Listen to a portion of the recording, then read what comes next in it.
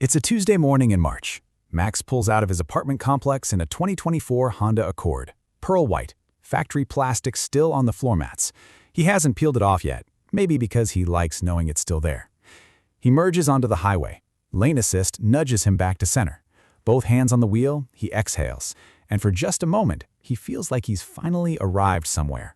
He turns the music up, not too loud, just enough. 3 miles back, Simon is already on the highway in a 2019 Toyota Camry, 74,000 miles. He spent a Saturday detailing it himself. There's a scratch on the rear bumper he's already stopped noticing. Simon changes lanes. No lane assist, just his mirrors. He's fine.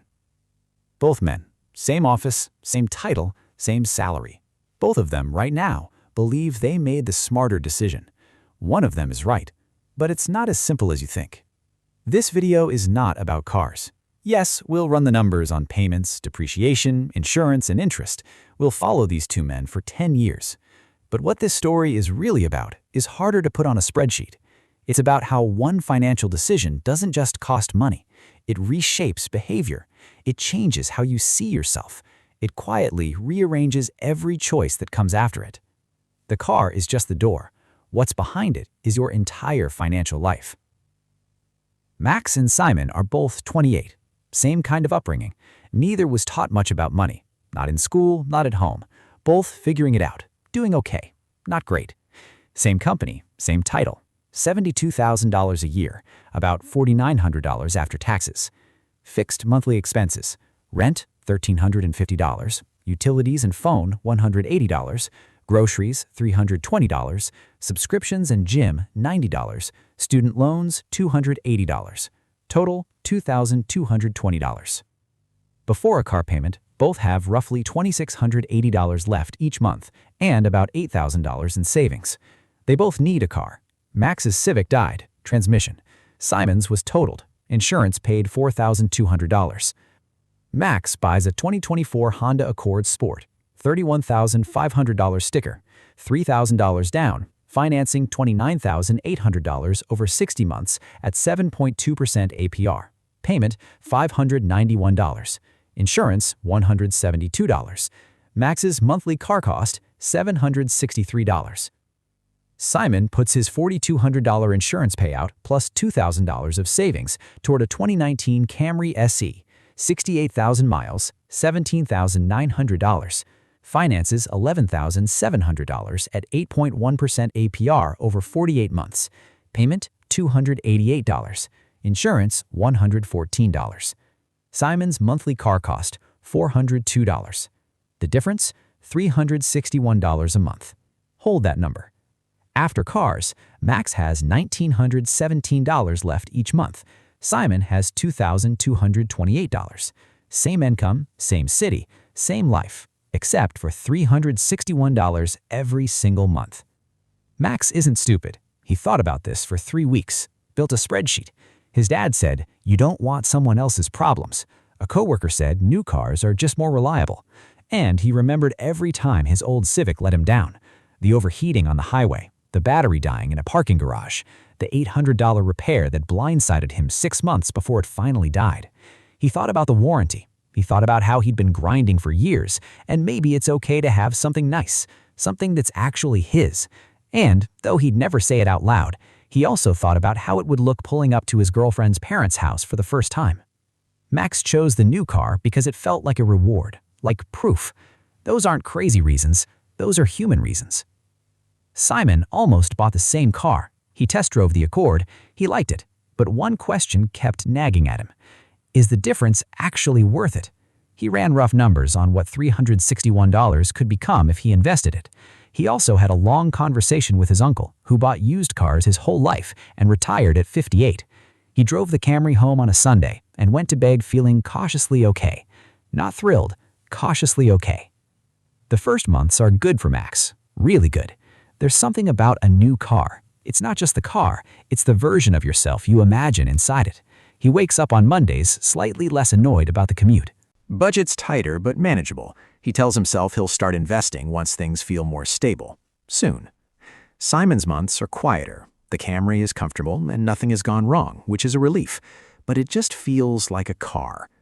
For the first 2 months, he doesn't do much with the extra $361, buys a nicer TV, orders delivery more than he should. The money's there, just not going anywhere intentional. Most people absorb extra money into their life before they invest it. Simon is most people. But by month 4, a friend who's been maxing his Roth IRA for years finally convinces him. Simon opens an account, sets up a $300 automatic transfer into an S&P 500 index fund. Not the full $361, just $300. The rest drifts. He's okay with that. Month 6, Max has invested nothing. Simon has $1,800 in a Roth IRA. Month 9, the first crack in Max's story. His landlord raises rent $75. He does the math in his kitchen. $763 for the car, $1,425 for rent. He's still fine, but the breathing room just got smaller. He opens a beer, tells himself it's fine. It is, but he notices it. Max's Accord, bought for $31,500, is worth roughly $26,200 at the 1-year mark. New cars lose 15 to 20% of their value in year 1. He's lost $5,300, paid $7,092 in payments, $2,040 of which was pure interest. Loan balance, $23,950. His equity in the car, about $2,250. Over $10,000 spent, $2,250 in equity. Simon's Camry dropped from $17,900 to roughly $15,800. Loan balance around $9,100. Equity $6,700. But the number nobody talks about enough, opportunity cost. Simon is putting $300 a month into an index fund at a conservative 9% return. It doesn't look like much in year 1. Money doesn't grow in straight lines. It grows in curves, and the curve gets steep. There's also interest drag. Max pays $170 a month in pure interest. Simon pays $79. Over the life of their loans, Max pays $5,700 in total interest. Simon pays $1,350, a $4,350 gap on interest alone. The car sits in the driveway looking perfectly normal. The math underneath it doesn't. Max isn't making terrible decisions. He's just tighter than expected. Rent went up, his girlfriend moved in, helped with costs, but changed the spending dynamic. Nice dinners, a weekend away, just living the way people live when they think they can afford it. But when you have $300 left at month's end instead of $700, you make different choices. You defer investing. You don't build the emergency fund because there's always something. You're not broke, you're just flat, running in place without realizing it. This is cash flow constraint. No alarm goes off. You just quietly wonder why you never seem to get ahead. Month 18, Max's check engine light comes on. He panics for 4 minutes, then remembers warranty. It's covered. He feels vindicated. This is why I bought new. He's not wrong, but that feeling reinforces the logic that got him here, and that logic will shape every decision that follows. Month 20, Simon's first real bump. Rear brakes and 2 tires, $680. He dibs into his emergency fund, tops it back up over 3 months, drops his contributions to $150 during that stretch. His friend says, "See, that's what I was afraid of." Simon says, "Yeah, I figured something would come up," and he means it. He planned for it. That difference matters. Max built a system where problems are covered by warranty. Great, but it expires. Simon built a system where problems are covered by reserves, which trains a different kind of financial thinking. By year 3, Simon's Roth IRA sits at roughly $11,300. Max started investing at month 22 after a small raise. His account is about $4,100. The gap is $7,200, and it's widening. Year 4, Simon pays off the Camry. Monthly car cost drops from $402 to $114. He watches a $288 transfer not happen and just stares at his account for a moment. He celebrates, upgrades his laptop, takes a long weekend he'd been putting off for 2 years. Spends about $900 that first month, because he earned it. Then he bumps his investments by $200 a month. He's now contributing $500 a month. When Max bought the new car, something shifted. Slowly, the way your eyes adjust when the lights go dim. The car became a proof point. I'm the kind of person who drives a nice car. And once that idea takes root, it filters everything else. The the slightly nicer gym, the better apartment when his lease came up, the phone upgrade a year before he needed it. None of it broke him, but each decision ran through the same quiet logic.